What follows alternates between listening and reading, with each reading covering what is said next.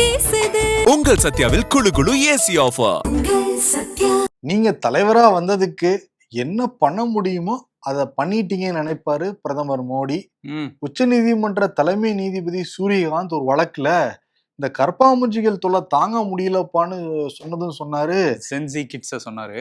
குறிப்பா அமெரிக்கால இருந்து ஒரு கற்பாம்பூச்சி, இந்தியாவை சேர்ந்த கற்பாம்பூச்சி அங்கிருந்து இங்க வந்து பல கற்பாம்பூச்சிகளை ஒன்று திரட்டி அடிப்பணியவே மாட்டோம், நாங்கள் ராஜாக்கள், 2047 வரைக்கும் நாங்க தான் விஸ்வகுரு அப்படிலாம் சொல்லிட்டு இருந்தாங்க. பட் இந்த கற்பாம்பூச்சிகள்லாம் ஒண்ணுக்கு உண்ணதுனால ஹிட் அடிச்சு கூட மிரட்ட முடியல ராஜாக்கள்னால. ஏன்னா கற்பாம்பூச்சிகள் ஹிட் அடிச்சிருக்காங்க இந்த போராட்டத்துல. கரெக்ட். அதனால இப்ப ராஜாக்கள் அடிபணிஞ்சிருக்காங்க.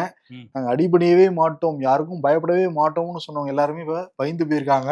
அதுவும் பாருங்க, அடிபணிஞ்சிருக்காங்க. மௌன குருவா இருந்தவர் இப்ப பேச ஆரம்பிச்சிருக்காரு, வீடியோ எல்லாம் போடுறாரு. அதுவும் வந்து ஜென்சி மாதிரி நானும் வீடியோ ரிலீஸ் பண்ணேன்னு சொல்லிட்டு இன்ஸ்டாகிராமோட அவர் அந்த மோகம் அவருக்கும் பிடிச்சிருக்குன்னு நினைக்கிறேன். செல்ஃபி வீடியோ ஆர்பி உதயகுமார் வழியில். பட் முதல் வீடியோ பிரதமர் மோடி வந்து கொஞ்சம் அந்த ஆங்கிள் எல்லாம் சரியில்லை, முகம் ரொம்ப இருந்தது. அடுத்த வீடியோல கொஞ்சம் பேக்ரவுண்ட் எல்லாம் கரெக்ட் பண்ணாரு.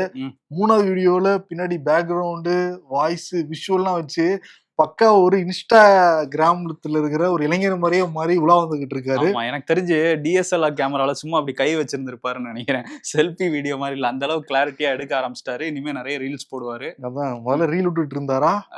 ரீல் என்னைக்கு விட்டுருக்காரு? ஆக்சுவலி ரீல்ஸ்ல வந்து ரியலா தான் பேசணும், ரீல்லாம் விட மாட்டாரு நம்ம ஜி. ஆமா, அவர் ரியல் சின்சி எப்ப சொன்னாலுமே கரெக்டா தான் நம்ம சொல்லணும்.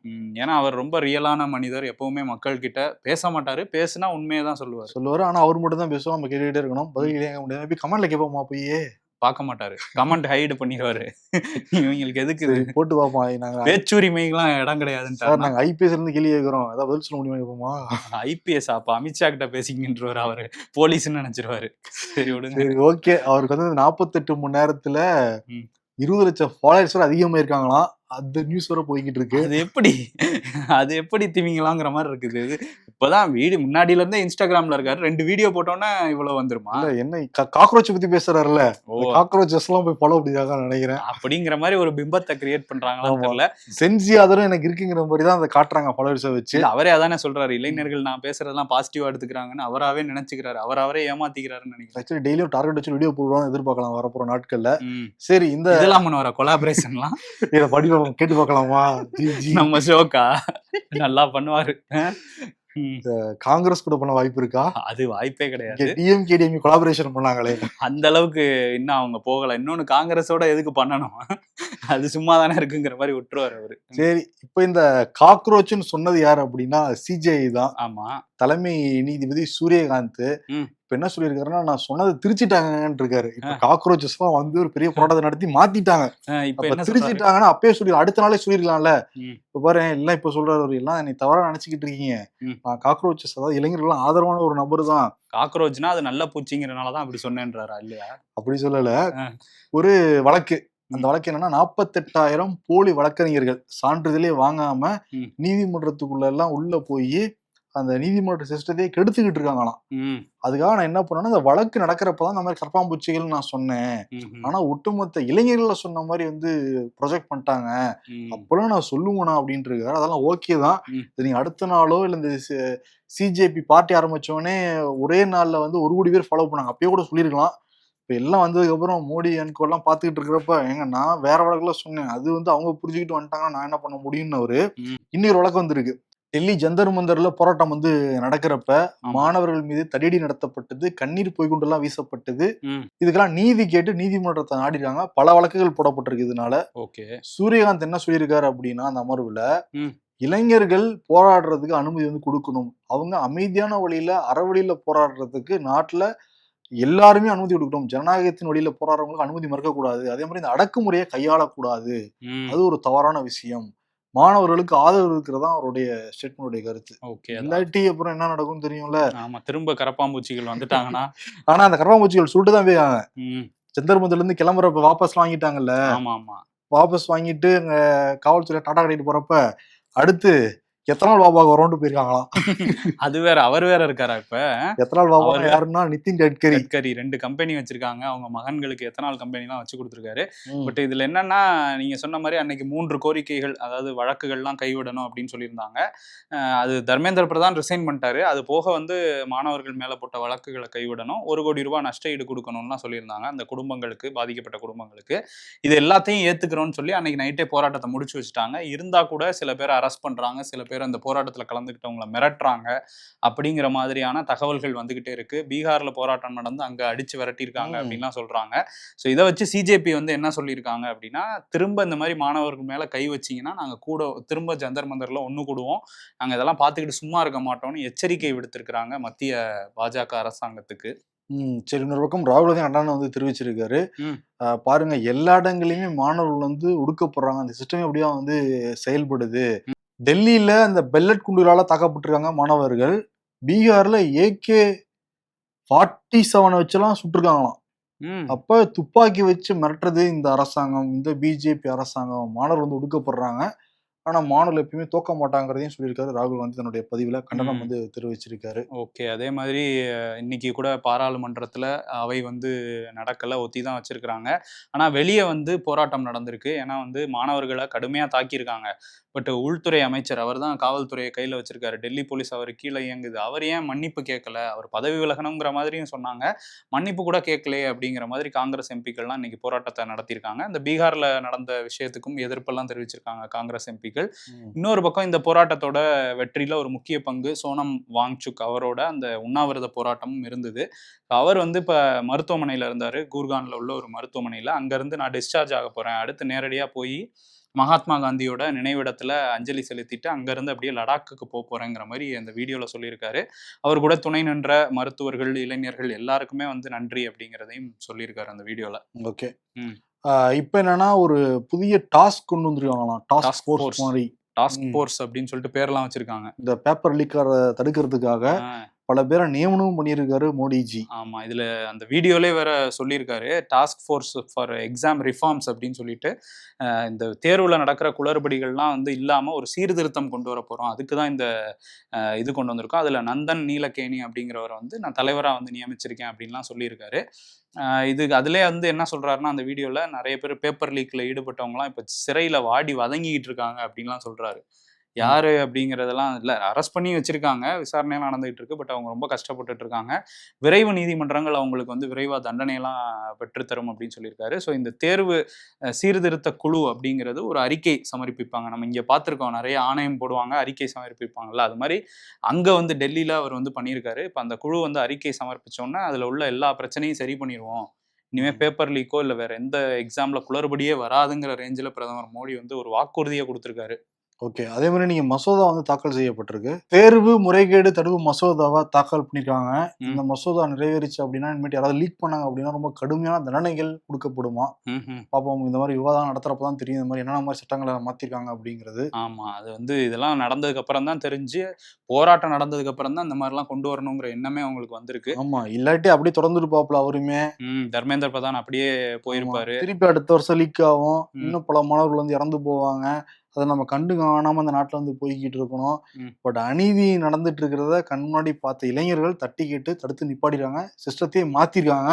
இது ஒரு முக்கியமான ஒரு வரலாறு, ஒரு புதிய வரலாறு தான். ஆமா, இப்ப அந்த RSS சேர்ந்தவர் தான் தர்மேந்திர பிரதான். அவரோட இடத்துக்கு RSSல முக்கியமான பொறுப்புகள்ல இருந்த பிரகலாத் ஜோஷியை வந்து கொண்டு வந்திருக்காங்க. அவர் கல்வி அமைச்சரா சிறப்பா செயல்படுவாருன்றாங்க. இதுல என்னன்னா, அவர் தர்மேந்திர பிரதான் ரிசைன் பண்ணும் போதே நான் வந்து மாணவர்கள் எதுவும் போராட்டத்துல அவங்களுக்கு பிரச்சனை வந்துடக்கூடாதுங்கிறதுக்காக தான் ரிசைன் பண்றேன், அவர் தப்பு பண்ண மாதிரி அவர் சொல்லல. அமித்ஷாவா இருக்கட்டும், மற்ற மத்திய அமைச்சர்கள், இங்க உள்ள நயினார் நாகேந்திரன் எல்லாரும் அவர் பாருங்க தியாகம் பண்ணிட்டாரு, பதவியே தியாகம் பண்ணியிருக்காரு, மாணவர்கள் மேல எந்த யாரும் தவறா பயன்படுத்திடக்கூடாது அப்படிங்கிற ஒரு ரேஞ்சில தான் ப்ரொஜெக்ட் பண்றாங்க. நம்ம கீழே விழுந்தாலும் மீசையில மண்ணோட்டல்ங்கிற ஒரு குரூப் தானே. ஆமா, பண்ண தப்பெல்லாம் அவங்க ஒத்துக்க மாட்டாங்க. பட் தப்போ ஒத்துக்காததை விட அவர் தியாகம் பண்ணிட்டாரு, அவர் ஒரு வல்ல இதுலாம் தியாகின்லாம் சொல்லி பட்டம் கொடுத்துக்கிட்டு இருக்கிறாங்க. சரி, இன்னொரு பக்கம் கர்நாடகாவுக்கு வந்தோம்னா அங்க சித்தராமையா அவர் எனக்கு அரசியல் வேணான்றாரு. ஆமா, வயசாயிடுச்சு, 80-82 வயசு ஆக போதான், 1.5 வருஷம் கழிச்சு தேர்தல் வர போகுதாங்க. சரி, இப்ப அரசியல் எல்லாமே ஊழல் மயமா மாறிடுச்சு. யார சொல்றாரு, DK சிவகுமாரையா இல்ல அவரை தான் சொல்றாரு இன்டைரக்டா. பட் பொதுவாவே அரசியல்லாம் இப்ப வந்து ரொம்ப மாறிடுச்சு. அவர் நின்னு ஜெயிச்ச தொகுதி வருணா தொகுதி. அந்த தொகுதி மக்களே நீ போட்டிடுங்கன்னு சொல்றாங்க. சரி. பட் ஊழல்மயமான அரசியலை நம்ம போட்டிட்டு என்ன பண்ண போறோம்? தேர்தல் அரசியல இருந்து விலகுறேன் நானு. ஆனா மக்கள் பணியில் இருப்பேன்னு சொல்றாரு. சீட்டு கொடுக்க மாட்டேன்னு சொல்லியிருப்பாங்க. என்ன பண்றதுன்னு தெரியல. தேர்தல் அரசியல்ல இருந்து விலகுறாருன்னா ராஜ்யசபா எம்பி ஆயிடுவாரா? அந்த தேர்தல் மட்டும் மக்களை சந்திக்காம. அதான் வந்து இப்போ தேர்தல் நின்னா நேர்மையான தேர்தல நிக்கலைன்னா ஊழல் இது அரசியல்வாதிகள் ஸ்டேட்மெண்ட். இத்தனைக்கு இப்ப ஆட்சியில் இருக்கிறது காங்கிரஸ் தான். இப்ப சிஎம் இருந்தது இவரு தான். இப்ப இவரு மேலேயே ஒரு மண்ணை தூக்கி போட்டுக்கிறாரு பாரு. இப்ப இந்த ஊழல் தேர்தலுக்குள்ள அவர் மகனை கொண்டு வருவாருன்னு நினைக்கிறேன். ஏன்னா அவருக்கு அமைச்சர் பதவி எல்லாம் கொடுத்துருக்காங்க. அவர் வரிசையா அங்கதான் போறாரு. அவர் கேட்டா தெரியுமா சொல்லுவாப்புல, ஊழல் எல்லாம் இருக்குல்ல, என்னால சுத்தம் பண்ண முடியல, என் மகன் அனுப்பியா சுத்தம் பண்றேன் அரசியல்வாதிகள். இப்ப தியாகத்தை பத்தி சொன்னேன்ல. ஆமா, அந்த மாதிரி ஒரு தியாகியா மாறிக்கிட்டு இருக்கிறாரு சித்தராமையா. சரி, இன்னொரு விஷயம் என்னன்னா, தமிழ்நாட்டுல பல தியாகிகள் இருக்காங்க காங்கிரஸ் கட்சிக்குள்ள. 1-2 விரல் விட்டு எண்ண முடியாது. ஆமா, அதனால அது அவங்க எல்லாம் என்ன சொல்றாங்கன்னா, ஒரு ராகுல் காந்தி வந்து இங்க வரப்போறாரு. மாணிக்கம் தாகூர் வந்து ஒரு அறிக்கை மாதிரி பதிவு ஒண்ணு போட்டிருக்காரு எக்ஸ்ல. ஆகஸ்ட் 1ஆம் தேதி ராகுல் காந்தி தமிழ்நாட்டுக்கு வராரு. உற்சாக வரவேற்பு கொடுக்கணும். 2029 அவர் தான் பிரதமர். அதாவது இவங்களுமே ஒரே நாடு ஒரே தேர்தல் அந்த மசோதா நிறைவேறினுங்கிற மாதிரி தான் பேசியிருக்காங்க. 2029 ராகுல பிரதமர் ஆக்குறதுக்கு நம்ம பாடுபடணுங்கிற மாதிரிலாம் போஸ்ட் போட்டிருக்காரு. ஸோ எதுக்கு வராரு அப்படிங்கிறத அதுல அவர் சொல்லலை. பட் முதலமைச்சர் விஜயை சந்திப்பாரு, கட்சி நிர்வாகிகளோட கூட்டம் இருக்கும், கட்சி கூட்டங்கள்லாம் இருக்கும் அப்படிங்கிற மாதிரி சொல்றாங்க. பாப்போம் 2029 நடக்கும்னு. 2019 இங்க டிஎம்கே கூட்டத்துல தான் பிரதமர் வேட்பாளர் அறிவிச்சாங்க ராகுல் காந்திய. ஒரு டிக்கெட் 10 வருஷம் முடிய போகுது. ஆமா, இன்னும் பஸ் தள்ளிட்டு இருக்காங்க.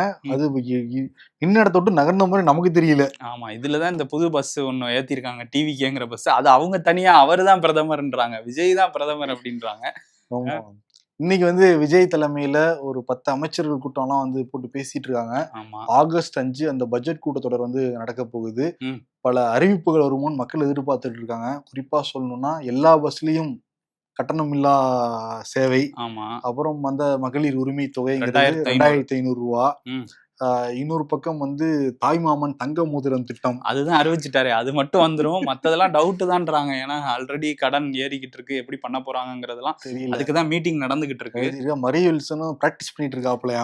மரிய வில்சன் வந்து அவர் பிராக்டிஸ் பண்றாரு. அவரு குறிப்பா வந்து இந்த ஊழல் பட்டியல தான் அது சொல்லிடுவாங்க, தாக்கல் பண்ணிடுவாங்க. 2021 டிஎம்பி கொடுத்த வாக்குறுதி, நாங்க ஆட்சிக்கு வந்துட்டோம் அப்படின்னா ஏடிஎம்கேல என்னென்ன மாதிரி ஊழல் பண்ணாங்கிறத வெளியிடப்படும் அப்படின்லாம் சொன்னாங்க, நடவடிக்கை எடுக்கப்படும் சொன்னாங்க.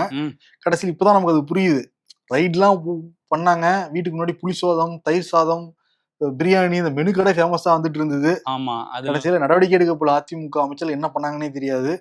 இப்ப அமைச்சர் வில்சன் என்ன சொல்றாரு அப்படின்னா, முன்னாள் அமைச்சரோட ஊழல் பட்டியலும் தயாராகிக்கிட்டு இருக்கு, டிஎம்கே என்ன மாதிரி குளறுபடிகள் பண்ணாங்கிறதையும் நாங்க எடுத்துக்கிட்டு இருக்கோம், முறைகேடுகளை வெளிக்கொண்டு வருவோம்னு அவர் வந்து சொல்றாரு. ஓகே, அதிமுக இருந்து மட்டும் வந்தா மட்டும் பத்தாது, திமுக இருந்து வரணும்னு நினைக்கிறாங்களா கட்சிக்கு? வந்து நடவடிக்கை எடுத்து சட்டத்துக்கு நின்று தண்டனை கொடுத்தா நம்புவோம் நம்ம. ஆமா, அப்படி கொடுத்தா நம்ம வரவேற்கலாம். ஆமா, சும்மா வந்து ரைடு மட்டுக்காக பாத்தீங்களா படம் காட்டுறோம் நாங்க, ஏற்கனவே படம் தான் காட்டிட்டு இருக்காங்க, தியேட்டர்ல வேற ஓடிக்கிட்டு இருக்கு. அந்த படம் ஒண்ணு பார்த்திருக்கோம். முதல் நாள் முதல் ஷோலாம் பார்க்கல, பட் பார்த்தேன் நேத்து. இதுல என்னன்னா, இப்போ நீங்க சொன்ன மாதிரி படம் சொல்லிட்டு போப்பா. அடுத்து ரிவ்யூ நம்ம சொல்றதுக்கு என்ன இருக்கு, ஒவ்வொருத்தருக்கும் ஒரு மாதிரி இருக்கும். ஆனா அதுல பேசின முக்கியமான விஷயம் வந்து வெறுப்பு அரசியல் அப்படிங்கிறது, அது வந்து பேசியிருக்காங்க. சரி, ஓகே. இப்ப வந்து இந்த படம் காட்டினாங்கல்ல திமுகல, அதே மாதிரிதான் இவங்களும் படம் காட்டுவாங்க போலதான் தெரியுது இந்த திமுக ஊழல் பட்டியல். அதுல முதல் படமா வைத்தியலிங்கத்தோட தான் ரிலீஸ் பண்ணியிருக்காங்க. அவர் வந்து முன்னாள் அமைச்சர், அதிமுகல இருந்த போது அவர் செஞ்ச 28 கோடி லஞ்சம் வாங்கினாருன்னு திமுக குற்றச்சாட்டு வச்சாங்க. அதுக்கப்புறம் திமுக வாஷிங் மிஷினுக்குள்ள வந்து அவர் தூய சக்தியா மாறிட்டாரு. மாறினதுக்கு அப்புறம் ஒரே மாசத்துல அவர் வந்து வெண்மையா அப்படியே வெளியே வந்தாரு. அவர் வந்து அந்த வழக்குல இருந்து அவரை விடுவிச்சு விட்டாங்க லஞ்ச ஒழிப்புத்துறை. சோ இது ஒரு பெரிய டிஎம்கே வாஷிங் மிஷின். ஆமா, டிஎம்கே வாஷிங் மிஷின்ல இருந்து ஒரு மாசத்துலயே வெளியே வந்தாரா. இப்ப திரும்ப லஞ்ச ஒழிப்புத்துறை நாங்க விசாரிக்கணும்னு நீதிமன்றத்துக்கு போக, நீதிமன்றம் வந்து ஓகே நாங்க வந்து விசாரிக்கலாம் அப்படின்னு அனுமதி கொடுத்துட்டாங்க. சோ இப்போ ஓகேன்னு இருக்காங்க. பாப்போம் இதுக்கப்புறம் இதை விசாரிச்சு திரும்ப இவர் வந்து டிவிகே வாஷிங் மிஷினுக்குள்ள போறாரா, இல்ல உண்மையிலே வந்து அதுல தப்பு பண்ணது வந்து சிறை செல்றாரான்னு வெயிட் பண்ணி தான். ஏற்கனவே வந்து அவங்க வீட்டை ரைடா நடத்தி 100 கோடி சொத்தெல்லாம் முடக்கப்பட்டிருந்தது. இப்ப இது வேறையா? ஆமா, அவருக்கு ஒரு தலைவலி தான். அப்ப பேசாம செங்கோட்டை நோட்டு எடுத்துடலாம்னு யோசிச்சுருவாங்களோ வைத்தியலிங்கம். இப்போ பல பேர் செங்கோட்டையனை பார்த்து தான் பொறாமையா இருக்காங்க. எடப்பாடியை ஏன்டா இவரை கட்சி விட்டு நீக்கணும், இவரை மட்டும் வச்சு பக்கத்திலே வச்சு செஞ்சிருக்கணும்னு நினைச்சிட்டு இருக்காராம். சரி, மரிய வில்சன் பத்தி பேசணும்ல. அவர் வந்து ஒரு கூட்டத்துல பேசும்போது என்ன சொல்றாருன்னா, அமைச்சர் என் ஆனந்த் வந்து கட்சியில சேர்ந்ததுக்கு அப்புறம் போய் பார்த்தாராம். அப்போ பொதுச் செயலாளரை போய் நான் பார்த்தேன். பார்த்தா அவர் வந்து அப்போ கொஞ்சம் முடியெல்லாம் நிறைய வச்சிருப்பேன், அப்படி நிறைய இருக்கிற மாதிரி. போனோன்னே கட்சியில சேர்ந்துட்டீங்க, நீங்க முதல் வேலையா முடிய வெட்டிருங்க, ஷார்ட்டா வெட்டிட்டு வந்துருங்க அப்படின்னு சொன்னாரு. ஸோ அண்ணன் அப்பையிலேருந்து எனக்கு ஒரு நானே இன்ஸ்டிடியூஷன்ஸ்லாம் வச்சுருக்கோம், கல்வி நிறுவனங்கள்லாம். பட் நமக்கே ஒருத்தர் பிரின்சிபால் மாதிரி இருக்காருன்னா அது அண்ணன் ஆனந்த் தான் அப்படின்னு சொல்லியிருக்காரு. நம்ம எல்லாரும் இட்டுண்டு போய் இட்டுண்டு வரணும்ல, அதுவே பெரிய வேலை அண்ணனுக்கு. இன்னைக்கு வந்து அண்ணன் வந்திருக்காரு. யாரு? நம்ம என் புசியானந்த அண்ணன் தான். ஓகே. இந்த சென்னையில முக்கியமா 3 ஆறுகள் வந்து ஓடுது. கூவம் ஆறு, அடையார் ஆறு, கொசஸ்தலை ஆறு. அடுத்து மழை சீசன்லாம் தொடங்க போகுது இல்ல. இந்த ஏரி, குளங்கள், கால்வாய் எல்லாமே இந்த தாமரைகள் மலர்ந்து இருக்கும்ல. அதுக்கப்புறம் அங்கங்க அழுக்குகள், குப்பைகள் எல்லாமே இருக்கும். அது தூர்வார பணியை தொடங்கிறதுக்காக வந்திருந்தாப்புல கோயம்பேட்டுக்கு. ஓகே. லேட் ஆயிடுச்சு போல இருக்கு. லேட் ஆயிடுச்சு, நான் மக்கள் பணியில கன் மாதிரி டைமுக்கு வருவேன்னு சொல்லிட்டு அவரே 2 வீலர் ஓட்டிட்டு வந்து எங்கப்பா கொடுங்கப்பா அந்த கிரீன் பிளாக்னு சொல்லிட்டு தொடங்கி வச்சிருக்காப்புல மனுஷன். ஓஹோ. ஆனா பரவாயில்ல, முன்னாடி எல்லாம் நம்ம தானே அதிகாரத்துல இருக்கோம், நம்ம தானே அமைச்சர், வெயிட் பண்ணட்டும் அப்படின்னு நினைப்பாங்க. பட் அப்படி இல்லாம வந்து தொடங்கி வச்சிருக்காரு அவரு. பட் தொடங்கி வச்சது முக்கியம் கிடையாது, அங்க ஒழுங்கா கிளீன் பண்றாங்களா, சுத்தமாச்சாங்கிறதா முக்கியம். ஆமா, அதையும் ஃபாலோ பண்ணணும். அன்னைக்கு நம்ம நிகழ்ச்சிக்கு ஸ்பெஷல் கெஸ்டா வந்திருந்தாரு நாஞ்சில் சம்பத். துரை வைகோவை பார்த்தா என்ன கேட்பீங்கன்னு நம்ம கேட்டிருந்தோம். ஏன் கோவணத்தை கையில கட்டிட்டு சுத்துறேன்னு நான் கேட்பேன் அப்படின்னு அவர் பதில் சொல்லியிருந்தாரு. இப்ப இதுல காயப்பட்டிருக்காரு போல தெரியுது. நாஞ்சில் சம்பத் இல்ல, துரை வைகோ. ஓகே. நம்ம வீடியோ ட்ரெண்ட் ஆனதுல அவர் வரை ரீச் ஆகி காயப்பட்டாருன்னு நினைக்கிறேன்.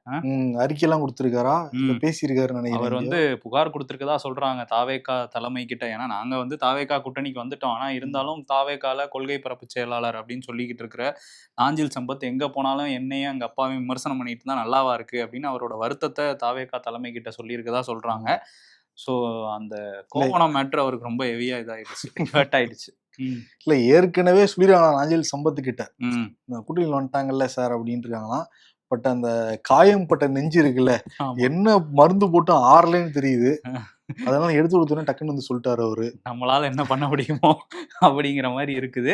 கடைசியில நாஞ்சில் சம்பத் அவரால் என்ன பண்ண முடியுமோ பண்ணியிருக்காரு. துரை வைகோ இப்ப எங்களை ஏதாவது பண்ணாம இருக்க சொல்லுங்கன்னு சொல்லிட்டு போயிருக்காரு. இன்னொரு பக்கம் வந்து நாங்க அவங்க ஏதாவது பண்ணாம இருக்கணும்ல. யாரு? அவங்க அப்பாவும் மகனும் வேற, அவங்க ஏதாவது பண்ணிட்டே தான் இருக்கிறாங்க. அதுவும் தாவேகாக்கு ஒண்ணுன்னா நாங்க வருவோன்ட்டு வராங்க. சரி, இன்னொரு பக்கம் பாமக இருக்காங்கல்ல, அவங்க வருஷம் ஒண்ணு பண்ணுவாங்க, அந்த நிழல் பட்ஜெட் அப்படிங்கிறத போடுவாங்க.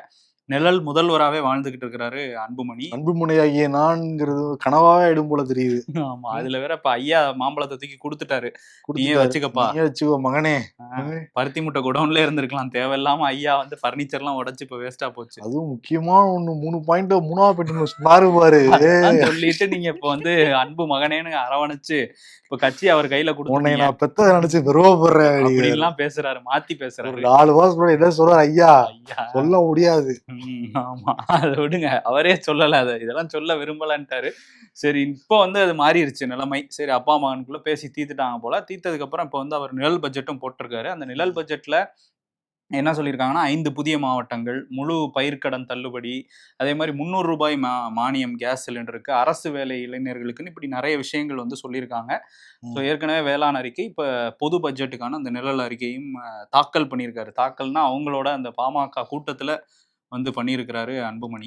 பிஎம்கேவோட ரிப்போர்ட்ஸ் எல்லாமே சூப்பராக தான் பண்ணுவாங்க. அதெல்லாம் ஒர்க் அவுட் பண்ணி ஸ்ட்ராட்டஜி பண்ணி டேட்டாஸ்லாம் எடுத்து அந்த கொடுக்குற டேட்டாங்கிறது ரொம்ப நல்லா தான் இருக்கும் பிஎம்கேல. அது காலங்காலமாக ஐயா தலைவரார்த்தப்புலேருந்து பண்ணுறது. ஆமாம், அந்த கேல்குலேஷனுங்கிறது அவங்க கிட்ட எப்போவுமே கொஞ்சம் கரெக்டாக இருக்கும், கரெக்டாக பண்ணிட்டு போயிடுவாங்க. கால்குலேஷன் அங்கே பார்த்தா கற்றுக்கணும்.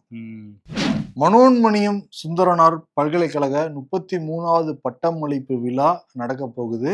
அதுக்கான அழைப்புதெல்லாம் கொடுத்துக்கிட்டு இருக்காங்க. துணைவேந்தர் என்ன சொல்லியிருந்தாரு அப்படின்னா, முதல்ல ஆளுநருடைய உத்தரவின்படி வேந்தரின் அடிப்படையில் அவர் உத்தரவை தான் நாங்கள் ஃபாலோ பண்ணணும். அதனால முதல்ல வந்தே மாதரம் பாடப்படும், அதன் பிறகு தேசிய கீதம் பாடப்படும், 3வதாக தமிழ்த்தாய் வாழ்த்து பாடப்படும்னாரு. இது அழைப்புதல் வந்து கடையநல்லூர் எம்எல்ஏ ராஜேந்திரன்ட்ட கொடுக்க அவர் வந்து வாங்க மாட்டேன்னு வந்து மறுத்து இருக்காரு. திருப்பி அனுப்பிச்சிட்டாரா, நீங்களே வச்சுக்கோங்க அழைப்புதல, நாங்க ஏன் தமிழ்த்தாய் வாழ்த்து அவமதிக்கப்படும் போது அங்க ஏன் போகணும் அப்படிங்கிற கேள்வி எழுப்பியிருக்காரு. ஆனா இதுல என்ன ஒரு இவர் வந்து மதிமுக எம்எல்ஏன்னு வைகோ சொல்லுவாரு, பட் ஆனா அவர் டிஎம்கே எம்எல்ஏ. ஆமா அப்படிதான் இருக்கு. ஏன்னா மதிமுக கூட்டின கூட்டத்தையும் புறக்கணிச்சிருந்தாரு. இப்ப தமிழ் தாய்க்கு ஒண்ணுன்னு அந்த கூட்டத்தையும் புறக்கணிக்கிறாரு. இதுல என்ன ஒரு முரணான ஒரு வேதனையான விஷயம்னா, மனோன்மணியம் சுந்தரனார் தான் தமிழ் தாய் வாழ்த்து எழுதினாரு. அந்த பல்கலைக்கழகத்திலே அதை 3வது இடத்துக்கு தள்ளிட்டாங்கிறது தான் ஒரு வேதனையான விஷயம். முன்னாள் ஐஏஎஸ் அதிகாரி சகாயம் 2013ஆம் ஆண்டு மதுரை கல்குவாரியில பெரிய முறையீடு நடக்குதுன்னு உயர்நீதிமன்றம் அவரை ஆணையரா போட்டு விசாரிக்க சொன்னாங்க. அவரும் விசாரிச்சு பல லட்சம் கோடி அளவுக்கு முறையீடு நடந்திருக்குங்கிறத அறிக்கை வந்து கொடுத்தாரு. அதற்கு பிறகு ஒரு மிரட்டல்லாம் வந்தது. அதனால உயர்நீதிமன்ற உத்தரவின்படி அவருக்கு பாதுகாப்புலாம் போட்டிருந்தாங்க, போலீஸ் பாதுகாப்பு.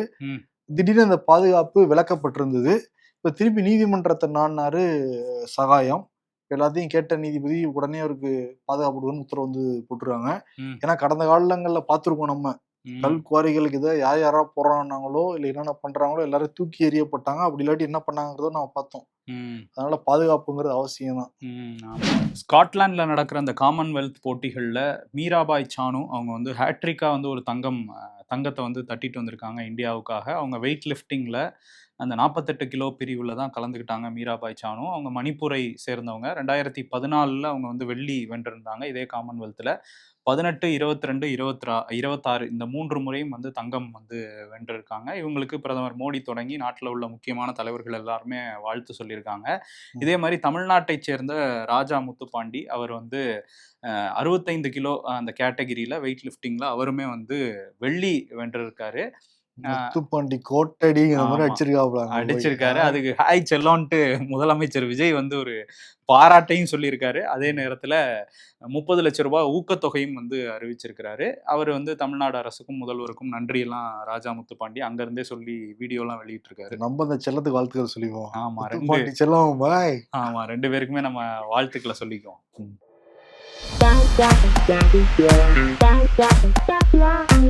ஜனநாயகன் படத்தில் அம்பேத்கரை பார்க்கிறேன் வன்னியரசு. ப்ளூ சட்டை மாறா, எங்க வன்னி அண்ணன் ரிவ்யூ முன்னாடி உன் ரிவ்யூலாம் சப்படா அப்படின்னு போட்டிருக்காங்க. கலாய்ச்சிருக்காங்க வன்னியரச. மாம், கடைக்கு போயிட்டு வாங்க. டேட், ஏன் அவர் போக மாட்டாரா? டயர் வாங்கி கொடுத்தாதான் போவானா? டயர் வண்டி ஓட்டிக்கிட்டே தான் போவோம்.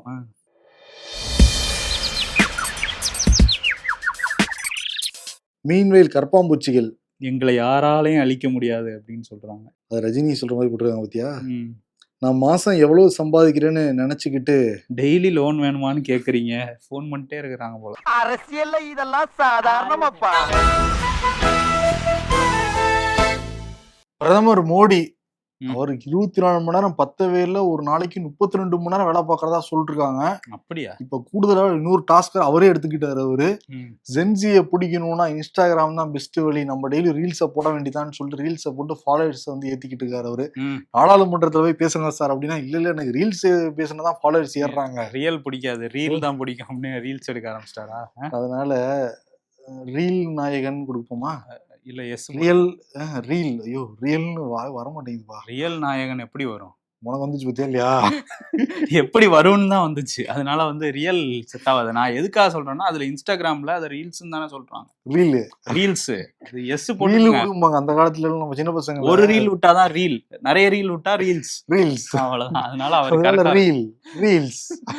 ரீல் அந்த போச்சு அப்படிங்கிற மாதிரிதான் தர்மேந்திர பிரதான் விஷயத்துல பார்த்தோம். இப்ப ரீல்ஸுக்கு வந்திருக்கிறார் ரீல்ஸ் நாயகன். அதனால ரீல்ஸ் நாயகன் அவார்டு கொடுத்துடலாம். ஓகே நன்றி. உங்கள் சத்யாவில் குளு குளு ஏசி ஆஃபர்.